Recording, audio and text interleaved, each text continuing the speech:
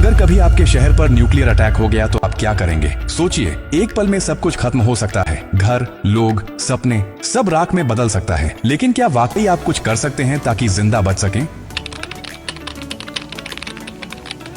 हाँ, अगर आप अभी से तैयार हैं, ये जानकारी जिंदगी और मौत के बीच की दूरी तय कर सकती है। क्योंकि जब एक न्यूक्लियर बम गिरता है तो सिर्फ धमाका ही नहीं होता, उसके बाद शुरू होता है वो खतरनाक खेल जिसे कहते हैं रेडिएशन फॉलआउट। और उसमें जो जिंदा बचता है वो भी धीरे धीरे मरने लगता है। सबसे पहले जानिए कि जैसे ही न्यूक्लियर बम गिरता है, एक तेज सफेद रोशनी आपके सामने आती है। इस रोशनी को देखना मतलब अपनी आंखों की रोशनी खो देना। आप अंधे हो सकते हैं, स्थायी रूप से। इसलिए पहला कदम, जैसे ही धमाके की खबर मिले या रोशनी दिखे, तुरंत जमीन पर लेट जाइए, अपनी आंखें और कान बंद कर लीजिए और चेहरे को किसी कपड़े से ढक लीजिए। ये पहली रक्षा है। अब सवाल उठता है कि कहां जाएं? तो याद रखिए, अगर आपके आसपास कोई मेट्रो स्टेशन है, बेसमेंट है, अंडरग्राउंड पार्किंग है, तो वहीं भागिए, क्योंकि जमीन के नीचे रहना न्यूक्लियर फॉलआउट से बचने का सबसे कारगर तरीका है। लेकिन अगर कुछ नहीं है तो अपने घर को ही शेल्टर बनाना पड़ेगा। सारी खिड़कियां, दरवाजे बंद कर दीजिए। हर छोटी छोटी दरार को भी किसी कपड़े, टेप या गत्ते से बंद कीजिए। हवा का एक भी रास्ता नहीं खुला रहना चाहिए। अटैक से पहले या जैसे ही खबर मिले, आपके पास सिर्फ कुछ मिनट होंगे। उसी वक्त पानी भरिए, बाल्टी, बोतल, ड्रम, जो भी है।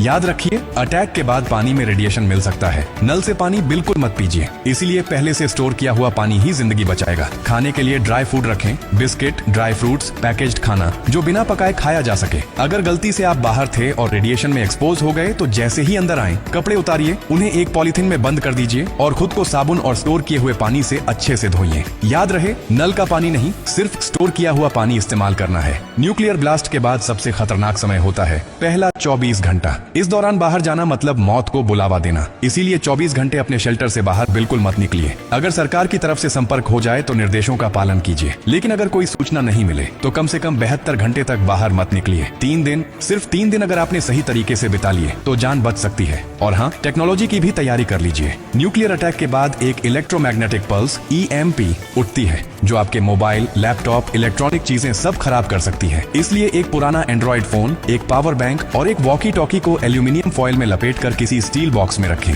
ये आपको बाकी दुनिया से संपर्क में रखेगा। सबसे जरूरी बात, घबराइए मत, पैनिक नहीं करना है। हर फैसला सोच समझ कर लीजिए, क्योंकि न्यूक्लियर अटैक एक टाइम गेम है। जो जितना शांत रहेगा, उसकी जान बचने के चांस उतने ही ज्यादा होंगे। और याद रखिए, ये जानकारी सिर्फ आपके लिए नहीं, बल्कि आपके परिवार, दोस्तों, पड़ोसियों और पूरे समाज के लिए है। क्या आप अकेले सुरक्षित रहना चाहते हैं? नहीं ना? तो इस जानकारी को हर उस इंसान तक पहुंचाइए जिसकी जिंदगी की आपको परवाह है। हो सकता है आपकी एक शेयर से किसी माँ का बच्चा जिंदा रह जाए, किसी पिता की आखिरी उम्मीद बच जाए, किसी बहन का भाई लौट कर घर आ जाए। और यही तो असली इंसानियत है। और हाँ, जब आप जिंदगी बांट रहे हैं तो एक वादा भी कीजिए, आपकी सुरक्षा है, आपकी जिंदगी है।